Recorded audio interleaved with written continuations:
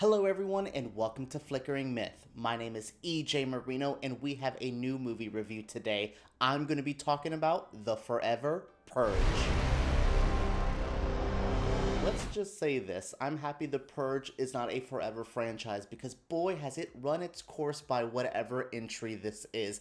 I was kind of into this franchise for a moment. I thought the slight political aspect, the political aspect of these films got really interesting in like the second, third, and stuff like that. I was just like, okay, we're diving into how the Purge would affect lower income communities, how it would affect the black community, the brown community. I thought that was really interesting, especially comparing it to the very privileged family we met in the first film. All of that I was into, but each film has gotten progressively not as interesting, not as entertaining. Now we get to the Forever Purge, and this is the weakest entry yet. I was kind of excited for the change of pace. We're out of the big city landscape, and we are in the middle of nowhere, Texas. And I was just like, oh, okay, a whole new atmosphere, a whole new vibe.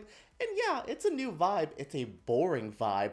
I was blown away about how uninteresting this movie was. There was mass amounts of murders and killings in this film, and I'm like, oh wow, oh my god, I'm so sad for these people who I don't even know their names. What is going on? It is definitely one of those movies. I was hoping maybe another horror film of the year would be really fun, but I haven't found the entry that has really blown me away. Don't know why I thought The Forever Purge would be it, but this is definitely one of the weaker films I have seen all year. So the Forever Purge features two families. We have Adela and Juan, and we have the Tucker family. Adela and Juan are immigrants from Mexico to Texas. They've been here for a while, and they're just trying to make do and make their lives as easy as they can. They also work with the Tucker family. The Tucker family is a bit of a very Texas-like family, and maybe they don't completely get along. We may think it's for one reason, but it might not be later on. So these two families are kind of dealing with the purge. But this purge is unlike the other purges before. We're dealing with the Forever Purge. Long live the purge, or whatever they kept chanting in this movie. Yeah, so there is a group of people who say, no, we don't want to end this. We want to continue it. We want to live a life of the purge. We want to, as a lot of them say, cleanse the country of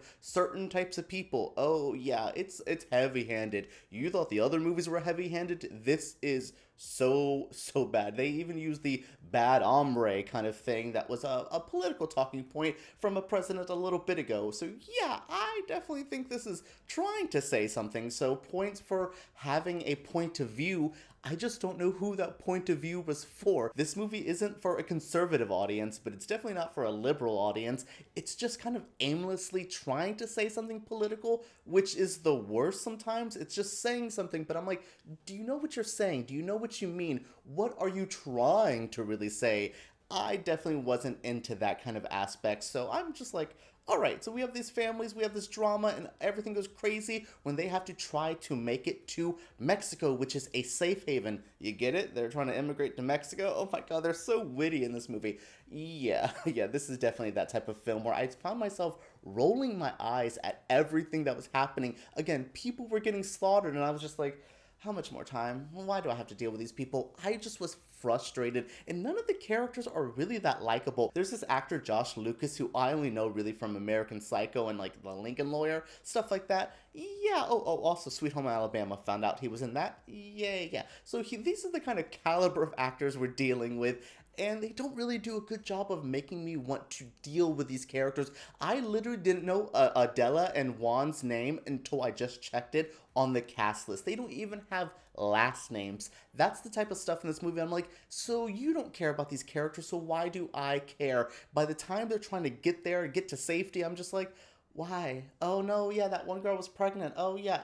This movie just it just went into my brain and it just came out instantly, and I am just upset. One of the biggest negatives about this film, and I can't believe I'm saying this, but boy, did this movie look cheap. It looked like it was made for $1.50. I know the Purge movies have never been this big, bombastic, high-budget franchise, but boy, does this look like a TV movie. I know the franchise moved to the USA Network for a little bit, but the movies don't have to look like they moved to the USA Network as well. Yeah, this definitely looks like it was filmed for the TV stuff, and they're like, oh shit, we got canceled. Let's rework this into a movie. I cannot believe how cheap this movie just had a vibe, and it's not just the special effects, which I don't think are good. It goes down to the color grading. The film looks cheap just by the way they colored the film in post-production. I've seen so many bad indie horror films that I can tell you color grading and what that means for the film, but the cinematography is bad, the gore is bad, everything here just looks so bland and so like they didn't even really put a lot of effort. And I don't want to blame a first-time filmmaker, because there's plenty of times a first-time filmmaker can really impress, but this guy who directed this film seems to have a background in TV, and you can tell this definitely feels like a TV show with some of the weird extreme close-ups they do on people, with the sound design, and like I said, the colors, the cinematography. It just looks like a TV film, and I don't think The Purge have ever really looked that cheap. I think one of them actually had like a fun neon aesthetic, and I really liked what they were doing with like Election Year and the first Purge. I liked the aesthetics of those films, so this feels like a downgrade. Something about being outside the whole time, something about just the whole look of this. I was just like, ooh, what is it? It's cheap. Oh no, yeah. I again try not to bash, especially Blumhouse horror films for looking not up to par. But when the franchise has set a bar up to here, once we go down here, it is very obvious. Yeah, I don't know what else to say about the Forever Purge. It's gonna come and go, and no one's ever gonna remember this. I wanted to like this franchise. I wanted to be really into it, but from the lackluster TV show to this bad movie, oh yeah, I think the Forever Purge is done, and we will be dealing with the no more purges. Alright everyone, what did you think of this review? What do you think of the Purge franchise? Have you been into these movies? Are you excited for this one? Let me know down in the comments below. Subscribe to Flickering Myth, because we make videos like this every single week, and give us a thumbs up if you did enjoy. Alright everyone, let's talk about the Purge down below.